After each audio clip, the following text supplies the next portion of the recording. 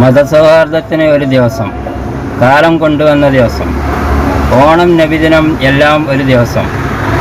അപൂർവങ്ങളിൽ അപൂർവം. പ്രിയ സുഹൃത്തുക്കളെ, വെട്ടും കുത്തുമായി നമ്മളെന്തിനാണ് സുഹൃത്തുക്കളെ തമ്മിലടിക്കുന്നത്? മനുഷ്യർ ഒന്നാണ് എന്ന സത്യം ഇതുവരെ ആരും മനസ്സിലാക്കിയിട്ടില്ല. കൊറോണ എന്ന മഹാവ്യാധി വന്നു, എന്നിട്ടും ആരും ഒന്നും പഠിച്ചില്ല. മനുഷ്യൻ ഇനി എന്ന് നന്നാവും? നന്നാവാൻ വേണ്ടി നമുക്ക് കൂട്ടത്തോടെ പ്രാർത്ഥിക്കാം. എല്ലാവർക്കും നല്ലത് വരട്ടെ. എല്ലാവർക്കും തിരുവോണം നബിദിനാശംസകൾ.